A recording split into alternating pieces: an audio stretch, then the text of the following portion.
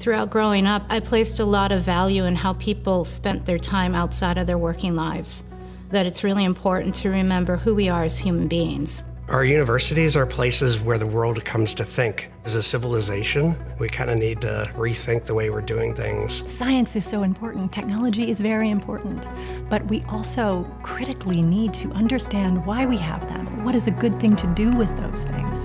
And that's what the humanities are for.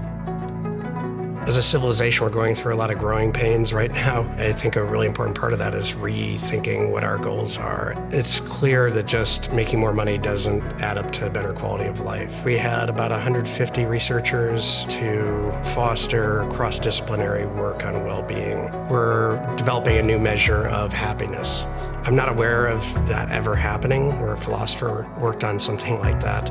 The scientists know how to actually get the data and understand the data, but you kind of need philosophy to figure out what's worth measuring and what's important and whether you're actually getting at what people care about when they care about happiness.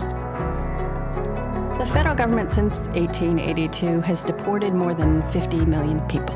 Deportation policy was used to discriminate against Chinese immigrants and then Chinese Americans. Deportation policy impacts all communities in the United States.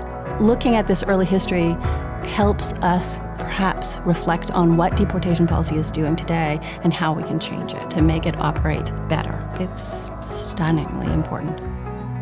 19th century Britain was an area of rapid industrialization, and people worried that new inventions and rapid pace of life was taking something away from the human spirit. The things that I study have to do with people contemplating those very issues. We're trying to digitize all of Tennyson's manuscripts. So Tennyson didn't think that a poem was only on the page.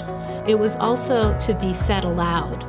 We went to Tennyson's home on the Isle of Wight and recorded them in Tennyson's drawing room. So something like this is allowing students to continue the discussion of what Tennyson's poems mean. Anytime people have fought for justice, the arts have been at the very center of that. It's a way that we sort of get into each other's hearts and minds and remind each other that we are one. Shakespeare in the Streets is in response to the fact that theater has become something just for the elite, for the rich.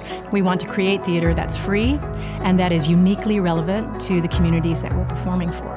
And so the plays are contemporary adaptations of Shakespeare that are based on the real stories of the people who have lived here and are living here now. We use stories to come together and decide what we're going to value as a society. And that's always been the most interesting thing. Could it be that within the Word of God there is a tolerance and maybe even an encouragement for diverse views? I helped organize a panel that brought together the Society of Christian Ethics, the Society of Jewish Ethics, and the Society for the Study of Muslim Ethics.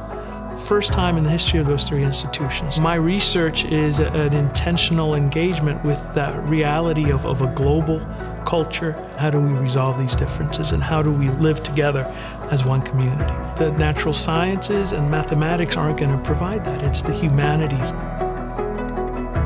One of the reasons I like being at SLU is because I feel like the mission is essentially what my mission is too. There's just much more openness to talking about what's important in life here. The Catholic Church, the Jesuits, the university, in spite of the growing controversy of immigration, has come out strongly supportive of my research. Part of what makes an inspiring classroom is to have cutting-edge research, and I'm extremely lucky in my colleagues because people are doing such exciting work. It's amazing that we can keep that quality of research and teaching up. We need to support what we're doing well. The humanities here at SLU are strong.